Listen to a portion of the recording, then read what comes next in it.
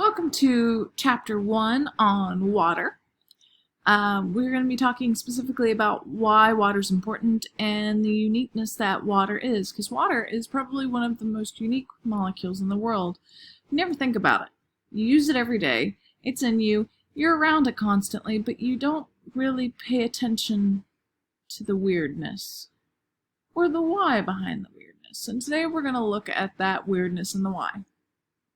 So, if you remember from previous topics on bonding, I mentioned there with a covalent bond, there's sometimes an unequal sharing, a tug of war, as there is. We call those molecules that don't share very well polar. And water is polar. Polarity means that there is a compound with an uneven charge to it. Now, hydrogen is a teeny tiny atom. And oxygen in the water molecule, H2O, is very large compared to hydrogen. So oxygen is a bit of a bully. So oxygen is going to pull the shared electrons towards it, making it more negative and the hydrogens more positive. This is going to cause a charge. So because of this charge, a lot of weird things happen with water. First off, water is very good at hydrogen bonding, which is when you have a polar covalent molecule and it attracts other polar covalent molecules on the positive and negative parts. So in this picture you see the negative oxygens attracting to the positive hydrogens in different molecules. As I stated before in hydrogen bonding, it can be very weak but very useful. Now, hydrogen bonds in this case is the attraction between two water molecules. The positive side of the hydrogens connect to the negative side of the oxygens on another water molecule. Super weak bonds, super easily broken. However, when you put a bunch of them together, they are super strong. It's like the difference between, as I mentioned before, ripping a piece of paper and tearing apart a phone book. There's a big surmountable difference between the two. So because of this bonding and because of this polarity, we have specific properties of water. Now, I'm not talking about the states of water, solid, liquid, gas. We all know that. We also know that water is tasteless, odorless, and transparent. The tot.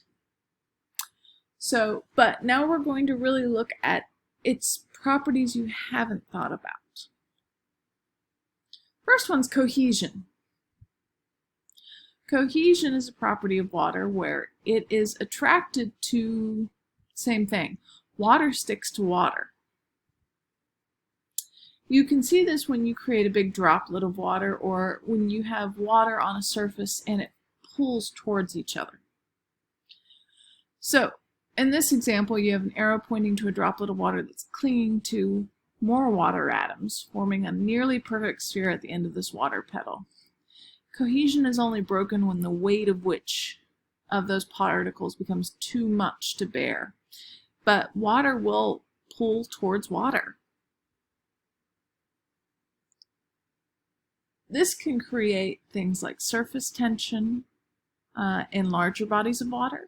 Because water sticks to itself so well, you end up with the phone book property where instead of that sheet of paper hydrogen bond, you have so many of them that the water's bonds will not break as easily as you think. People can float in water. Water skimmers, leaves, other objects can float on the surface of water without causing it to break. Creates a skin almost on the surface of water due to that cohesion, which lifts things up and keeps things from breaking the surface. Ergo, surface tension. Adhesion is the next major trait or property. This is when you have something attracted to something else. Because water is polar, that makes it at a molecular level rather charged or sticky. So yes, water at a very molecular level is sticky. It sticks to everything. If you look in this picture in particular, you can see this stick or wooden dowel or rod being put into the water. And if you notice, the water's kind of attaching itself at certain points to it. It's gripping it. Water's very good at that. If you notice, when you get water on something, you have to usually blot it up or find something else that has a stronger pull to it to get it away, because the water will stay on everything. Water can also be seen doing adhesion. If you ever have to measure out a liquid, if you look at water in a test tube or a glass, you can just barely see it's pulling up on the sides of the glass. It's a very strong bond when there's multiple hydrogen bonds in work. Mercury is unique because it does the opposite, but water is just such a weird thing. When you take adhesion and cohesion and put them together, you get something else unique called capillary action, or capillarity. This is the movement of that water up against gravity. So you have water clinging to water, like a chain or stepladder, and clinging to something else at the same time. This is why when you step in a puddle, not just the parts of the puddle that you came in contact with of your socks and shoes get wet. That's why the water travels up. That's why when you dip your sleeve into liquid, it travels up your sleeve. This is actually also how plants get their water naturally. They don't actually suck up the water. Their water rises through their little veins through this action, through this property. So water, because it's so sticky, will not only cling to itself, but if the space is tight enough, will pull itself up on whatever it can touch. And as long as the weight isn't too great, it will continue doing that. So the tinier the spaces, the better it's able to do that, which is why plants are so good at bringing water up to where they need it. But that's why you step in a puddle and your entire sock's wet instead of what touched the water. The fourth property on this list, or fifth technically, is the property called specific heat capacity. Water is very particular about heat change, and it takes a very, very long time for water to warm up or cool down. If you ever notice, if you hop in the water at May, despite the fact it's starting to get really warm outside, that water is freezing, and it can stay freezing up through June. And then say you jump into the water at the beach in early October, late October, when it's starting to get really chilly outside, but the water's warmer than the air. This is because it takes a ton of energy to break all of those little hydrogen bonds. There were some cases in the past few years of incidences of wildfires where there were bodies of water that were completely untouched and actually frigid depending on the time of year. There was one story of an elderly couple who took shelter in a pool during a fire because they couldn't get out. And they actually, one of them died of hypothermia because the water was so cold, despite the fact there were walls of flames around them, because the water just hadn't warmed up from the air, and it takes a very long time to do so. There's a reason you have to apply a decent amount of heat, and it takes a while for water to boil. You have to break each and every bond or reform each and every bond to get it to change. Water is very, very particular about heat change.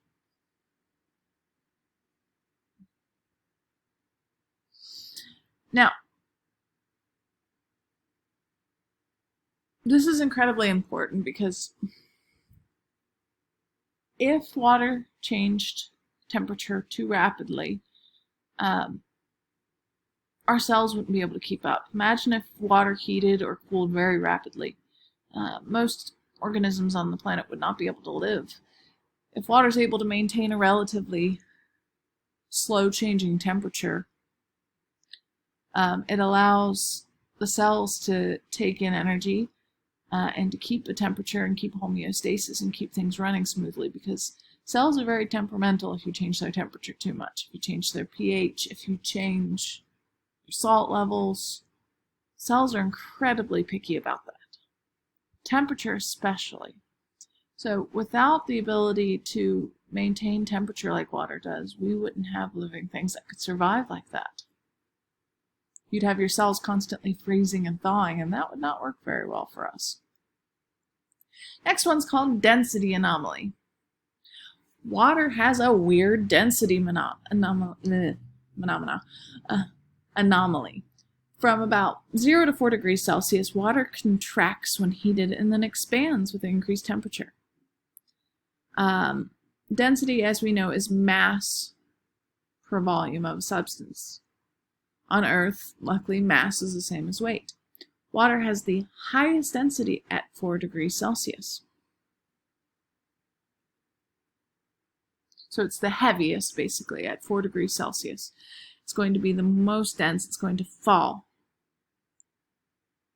Ice is less dense than water. Water with a temperature of 4 degrees Celsius is heavier than cold water, so it sinks. Which is why it's warmer at the bottom of the lake than on the surface in the winter, or through any other time of year.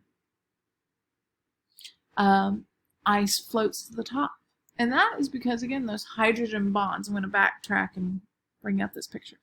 When water cools enough, it forms hydrogen bonds, and it creates these big gaps. These gaps create air pockets, which allow water to float when it's frozen, versus liquid water, which is only starting to form these.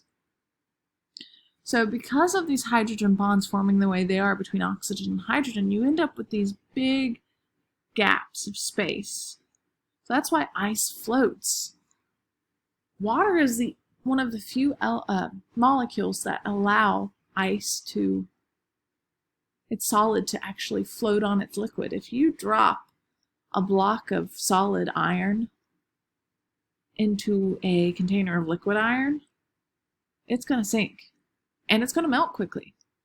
Water not only has the capacity to take a while to change, that's why it takes a while for ice to melt in a cold drink instead of immediately. And why it floats. If you do that with any other liquid and solid pairing of molecules, it's not going to do the same thing. You're not going to have a slow melting dispersion unless the temperature's really close together. And the solid's not going to float in the liquid.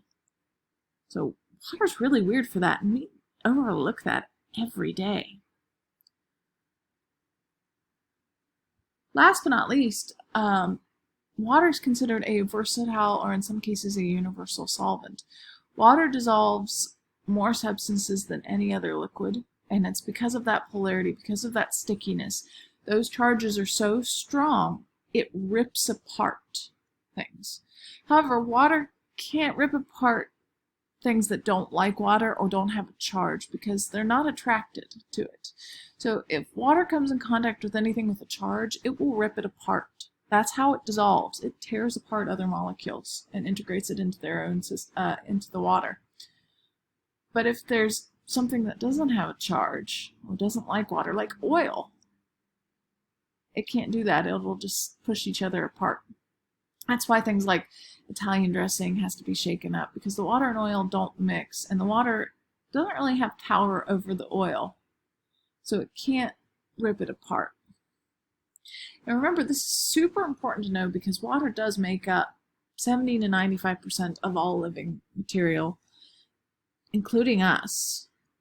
We're around it constantly. It's essential for our survival, and it's in us. We need to understand how it works because we don't think about it. We should understand how it works, because if something goes wrong with it, it'll mess everything else up, including us. We can't afford to do that. We need to understand how it works and why to better understand ourselves. And that's it for me on this end. Those were the properties of water. I hope they make sense. We'll have some more practice on them later. Thank you. Have a good day.